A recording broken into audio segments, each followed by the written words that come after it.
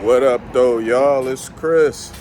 Appreciate you connecting with me while I do my 10,000 steps. And again, let me thank all the new subs who have joined me along for the ride. 5,000 subs by the end of the year. Let's go. I'm in the district area of Detroit, which, as I've said before, is a strip of things, businesses and entertainment between downtown and midtown. You know, since I live here, I'm always within the three areas because it's a hop, skip, and a jump for me to get from one to the other. And, 6'4", I got them long legs, so I get around pretty damn good. But let's jump into Andrew Tate. This is another one of the red pillar guys. I've never talked about him before, really. Maybe I passively mentioned him in like one other video, but I don't think I've really talked about him before. What's going on with him now? He got exposed with some crypto scam, and you guys have heard me say before, the whole crypto thing, the influencers trying to push crypto, you're likely going to be scammed. I'm not going to say you're guaranteed to get scammed, but I'd say it's a 99% chance you're going to get scammed. Crypto, in order to be successful at it, you have to not only be jumping in the beginning, but in many cases, you have to have insider info as well, because the thing that I see repeated over and over and over when it comes to crypto, you got a bunch of people that join in. There's some influencer they really like to talk them into buying the coin. They jump into it.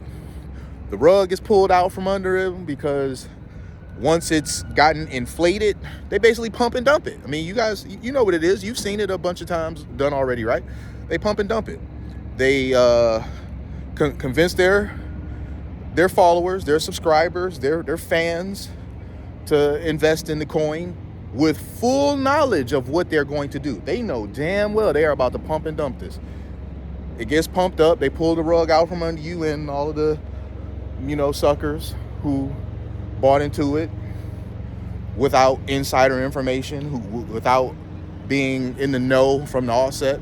They end up getting burned, losing all of their money. They lose the shirt off their back, essentially. So Andrew Tate, who previously spoke out about crypto, how, stupid it was for suckers, yada, yada, yada.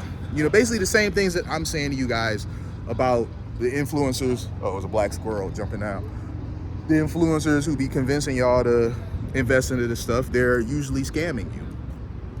And I say take crypto and learn as much about it as you can on your own. Don't invest in things because someone's telling you to.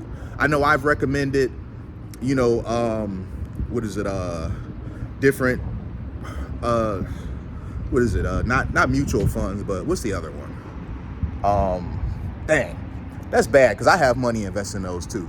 But ETFs is one of them, So I've recommended that, but I never say invest in it. I say look into it. It is something that I use, and I do like myself. Mutual funds, that's the other one. Yes, there we go. I knew that it was on the tip of my tongue. But, I recommend these things. Well, I recommend that you look into them yourself. And if it makes sense to you, then put money in. I use those. I think they're great. But if something doesn't go your way, I don't want you saying, Chris, you told me to do this. No. I told you what I do. And for you to look into it and see if it makes sense for you. So that the decision is all yours, because I want you to make informed decisions. I don't want you to just do stuff because it's what you're being told to do. I want you to make sensible, informed decisions when it comes to your money. And usually these influencers, they're not doing that. They're just pushing it. And it's really insidious to me because they know how powerful their influence is. They know how susceptible their audience is to what they say. They know that their audience hangs on their every word. And that's why I hate it. I think it's so diabolical. But Andrew Tate flipped and now was pushing a coin, and he got exposed by CoffeeZilla. And in response to being exposed, he did typical Andrew Tate fashion. He sent his fans to attack him. Revealed his email, and they're attacking him, calling him, nasty names and stuff. It was a very immature way to respond to being a hypocrite. Like, you got exposed for being a fraud, a hypocrite, and now you're responding this way. Now, Andrew Tate, I understand why he became as popular as he was. He's a very good talker. You could tell Tate is a charmer. He's got the right rebuttal to everything. It's very few people that I'll see and go toe-to-toe with him and they come out looking like the victor, because he can talk and talk and talk. He's a very good talker. That guy can run his mouth for the next 5 hours and never run out of stuff to say. Like, you can tell he's that sort of guy. And he also portrays a bravado that a lot of the people who look up to him wish that they could be. He's like, I'm a kickboxing champion. Look at me, I work out. Look at my lifestyle. I've got money. I drive a Bugatti. What color is your Bugatti? And he's very influential because, what was it? Like a couple years ago, something like that. Bugatti was talking about all of their cars that they have not been made yet. All of their cars for the next year were already sold, pre-sale. I credit Tate with that because I don't recall seeing that before. But when you got a guy that's very influential, and he was once the most Googled person on the planet, saying, what color is your Bugatti? You get what I'm saying? So he's so influential that he has people, even people who can afford a Bugatti, he even can influence them. Normally, people aren't trying to pay $2 to $3 million for a car. That's a very small group. So, they usually have a few on hand to sit around whenever they make some. But I mean, if your Bugatti, Tate's good for business, because it's like, wow, all of our vehicles that we are making for the next year and a half, we've already sold them. So he's good for business if you're them. He's not good for business if you're just a regular Joe, because he's encouraging you to do things that are not in your interest, like invest in this crypto stuff, these coins, and sign up for his Hustlers University that, from what I've seen, is filled to the brim with stuff that you can find on YouTube for free. $49.99 a month. And I'm not knocking nobody's hustle. Everybody got a right to make money, but I don't like when people sell you a product that really does nothing for you. I've not seen once a success story when it comes to Hustlers University. Like, really, I've not once seen anybody who signed up for that program be like, oh, they became rich and a top G behind it. It's just all Tate's wonderful marketing. As I said, the guy, he does a very good job of marketing himself. He's charming, charismatic, and he knows all the right stuff to say. He shows you his lifestyle, but what Tate is doing isn't something that we've never seen before. Many people do this. He's doing influencer 101. Because isn't this really the playbook? They show you their lifestyle on IG. Look at my house. Look at my cars. Look at the traveling that I do.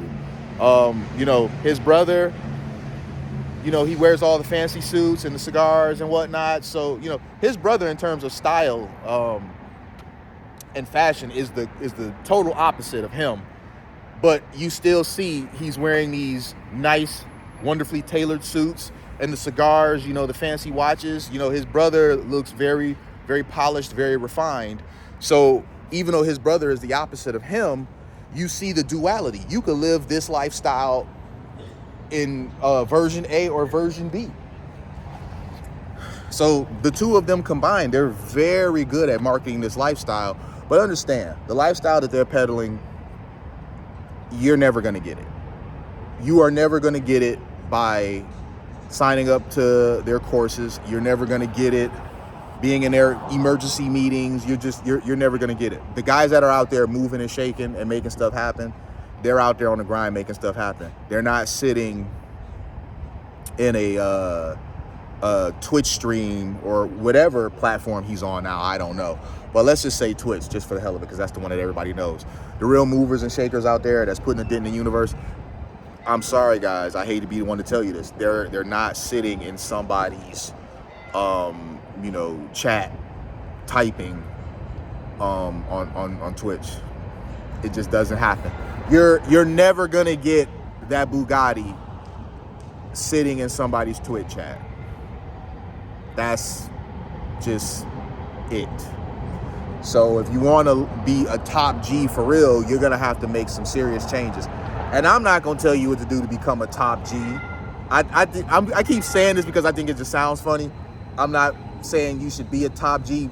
Be your version of whatever that is. It doesn't have to be called a top G. I'm just simply saying the best version of yourself exists in a parallel universe. All right, there's a version of you in a parallel universe that's never wasted time playing video games, never wasted time chasing girls, never wasted time doing counterproductive things, and just became this amazing guy. So it's possible for you to do it too, but you just haven't figured it out here. You too can be that version of you in that parallel universe, but not the way you going about it right now. So I'm telling you, stop listening to these red pill guys like Andrew Tate and Fresh and Fit. Again, I cannot stress this enough. There are some good red pill guys, all right? O'Shea, I believe, is one. I think Coach Greg Adams, some of the stuff that I've seen of him, he's very no-nonsense red pill. He's red pill. He's very no-nonsense. But I don't get hatred out of anything that he's saying. He's just, I'm about to keep it a buck with you. So him, O'Shea, I can't really think of any more right now. Those are like, for me, the two main ones. There's a couple other ones, and I'm not going to drop their names because I'm just really not trying to advertise for anybody. But, you probably know who they are already. There's a couple who once upon a time associated with Red Pill and don't anymore. They still kind of produce the Red Pill content, but the manosphere, as it was called, became so absurd, so toxic that different people kind of wanted to distance themselves from it. And I can understand that because the bad actors are very bad actors in the manosphere. And that's why I never drank the red pill Kool-Aid, never subscribed to red pill ideology. Some of my beliefs and principles do align with red pill, but that's just because I'm all about male self-improvement. So, that's why. And plus, red pill, initially, that's what it was. It was about male self-improvement. Now it seems like it's more about we hate feminine nature than we want to be the best versions of ourselves. So I hope that lands for those of you who need to hear this, man. There's a better way. If you're trying to become a better man, there's a better way. Don't fall into this red pill stuff because it's just going to make you angry. And the more of that red pill stuff you consume, the angrier you're going to get. And when you get angry and you're consuming a lot of that, you kind of fall off into the black pill. And I don't really think there's a way out of that. Like, you're just kind of fucked for life. So don't go that direction, man. I'm going to keep stepping. Thumbs up. Leave me them comments. Subscribe. Come along for the ride to 5,000. I'll holler at y'all later. Peace.